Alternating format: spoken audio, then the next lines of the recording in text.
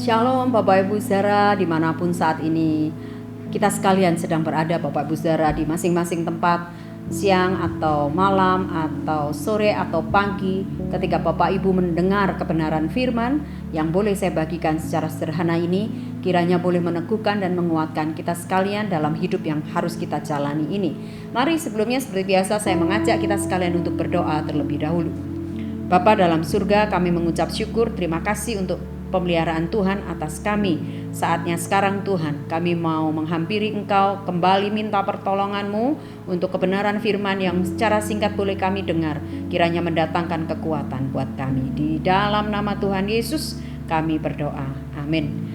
Bapak Ibu Saudara yang dikasihi Tuhan, mari bersama saya langsung kita membuka di dalam Mazmur 37 ayatnya yang ke-28. Mazmur 37 ayat yang ke-28 berkata demikian: Sebab Tuhan mencintai hukum, dan Ia tidak meninggalkan orang-orang yang dikasihinya. Sampai selama-lamanya mereka akan terpelihara, tetapi anak cucu orang-orang fasik akan dilenyapkan. Bapak Ibu yang dikasihi Tuhan, Mazmur 37 ayat 28 yang kita baca sedang bicara tentang janji Tuhan kepada setiap orang yang mencintai hukumnya Tuhan, yang artinya taat dan juga takut sama Tuhan.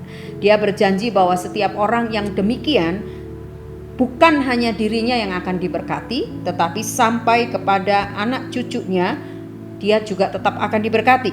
Dan ketika mereka melihat orang-orang yang tidak berlaku sama sebaliknya, maka firman Tuhan juga menyatakan bahwa tidak ada berkat yang sama tentunya, karena mereka dianggap keturunan orang fasik. Bapak Ibu, dalam sebuah renungan saya membaca sebuah tulisan bahwa dalam sebuah artikel yang berjudul Ateis versus Kristen, Bapak Ibu, pada abad 19 ada dua orang Amerika yang memiliki kisah hidup yang bertolak belakang, sekalipun keduanya hidup pada tahun yang sama. Orang yang pertama namanya Max Jukes, adalah orang yang memilih hidupnya ketika dia ada pada zaman itu, atau dia hidup di zaman itu, dia memilih menjadi orang yang ateis dan menentang Tuhan.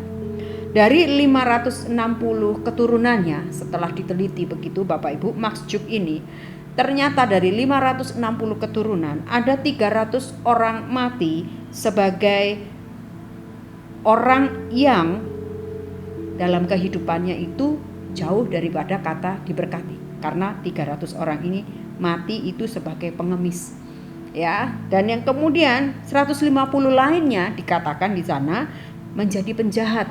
Ini keturunan Max Jukes kalau diteliti saat itu. Dan kemudian ada 7 orang pembunuh dan 100 orang lainnya pemabuk, dan lebih dari setengah keturunannya yang perempuan, maaf bicara, menjadi PSK. Sedangkan ada orang yang kedua, yaitu Jonathan Edwards, seorang Kristen yang mengasihi Tuhan sungguh-sungguh, hidup pada tahun yang sama juga dengan Max Jukes. Selain menguasai banyak bahasa, ia juga gigih memberitakan Injil. Bedanya Jonathan Edwards dan Max Jukes. Dan kemudian setelah menikah, dia dengan seorang yang takut akan Tuhan, wanita muda yang takut Tuhan. Maka kemudian ditelusuri, dari 1394 keturunannya, Bapak Ibu, ada 295 orang lulus kuliah.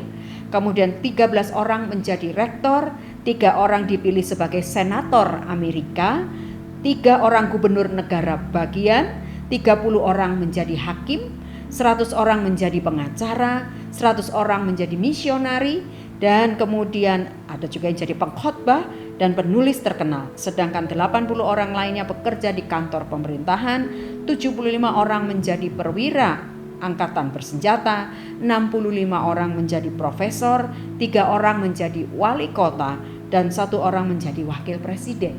Luar biasa bukan? Sangat bertolak belakang dengan keturunan daripada si Max Jukes yang si ateis itu. Sedangkan Jonathan Edwards, orang yang mengasihi Tuhan sungguh-sungguh, memberitakan Injil dan juga memberi hidupnya buat Tuhan, takut Tuhan, maka bisa dijumpai berbeda sekali keturunan yang dihasilkan. Bapak Ibu Saudara yang dikasihi Tuhan, dalam artikel yang saya baca dan juga membaca riwayat kehidupan mereka, maka kita bisa menyimpulkan bahwa betapa pentingnya setiap kita menanamkan kebenaran firman Tuhan, tidak hanya kepada kita, tapi kepada keluarga kita dan kepada seluruh anak cucu kita. Sebab kebenaran firman Tuhan itu yang akan membuat berhasil dan menuntun langkah setiap orang. Kita nggak punya warisan apapun kalau mungkin kita nggak punya harta benda yang berlimpah, atau harta benda yang cukup untuk jadi modal warisan kepada anak cucu kita. Tapi kebenaran firman Tuhan itu adalah warisan yang tidak akan pernah habis oleh apapun juga. Harta yang kita titipkan atau kita wariskan satu kali itu juga bisa habis atau kemudian lenyap atau karena satu dan lain hal. Tapi firman Tuhan gak akan pernah bisa lenyap. Maka janji firman Tuhan dalam Mazmur 37 ayat yang ke-28 tadi sungguh terbukti bahwa sebab Tuhan mencintai hukum dan Ia tidak meninggalkan orang-orang yang dikasihinya sampai selama-lamanya mereka akan terpelihara, kata firman Tuhan.